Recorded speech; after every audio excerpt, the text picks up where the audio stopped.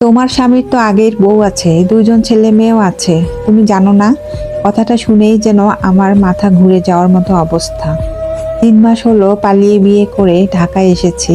আমার স্বামীর সাথে আমার পরিচয় টিকটক থেকে। আমি টিকটক করতাম, সে বেশ রসিকতার কমেন্ট করত।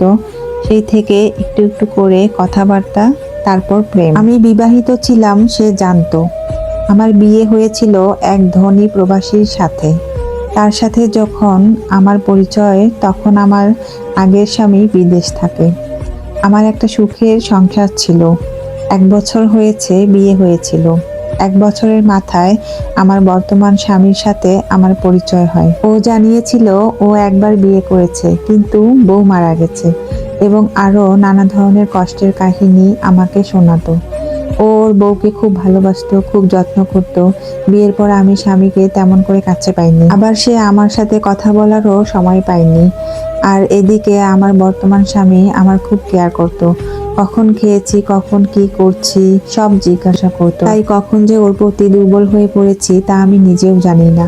আমরা প্রায় 7 মাস কথা বলার পর আমি আমার পেটের বাচ্চাকে শেষ করে দিয়ে ওর সাথে চলে আসি। এরপর আমরা ঢাকায় একটা কাজী অফিসে এসে বিয়ে করে নেই। বিয়ের পর সব ঠিকঠাক ভালোই চলছিল। ও একটা চাকরি করে, তবে একজনের রোজগারে ঢাকা শহরে চলাটা খুব কষ্টকর। আমি বেশ ভালোই লেখাপড়া জানি। আমার আগের স্বামী আমাকে খুব সাপোর্ট করেছে লেখাপড়া করাতে। আমার একটা চাকরি হলো, দুজনের টনাটনির সংসার। ও আমায় প্রথম চোখে চোখে রাখতে শুরু করেছে।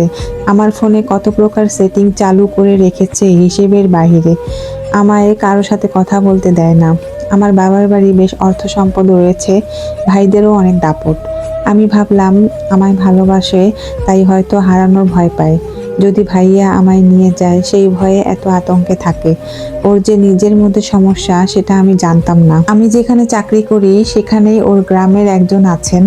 আমার ফোনের ওয়ালপেপারে ওর আর আমার ছবি দেখে সে আমাকে জিজ্ঞেস করে ও আমার কি হয়।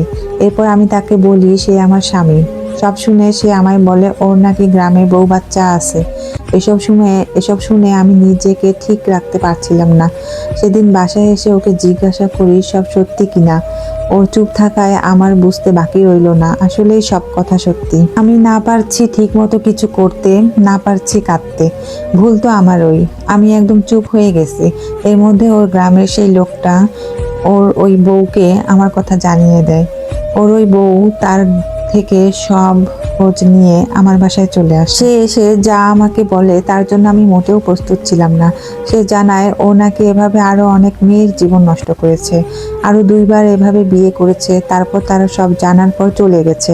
সে তার বড় বউ তাকেও ঠকিয়ে মিথ্যা বলে বিয়ে করেছে, কিন্তু তার 2টা সন্তান আছে, সংসার আছে, তাই সে আর সরতে পারেনি। সব কথা শুনে আমি মরবো না কি করবো ভেবে পাচ্ছি না। আমি ওই দিনই আমার গ্রামের বাড়ির উদ্দেশ্যে রওনা দেই। সবই আমার পাপের ফল। একটা নিষ্পাপ প্রাণ হত্যা করেছি, তার কাছে তো এই শাস্তি কিছুই না। আর এই ঘটনাটা একটা আপুর জীবনের বাস্তব ঘটনা।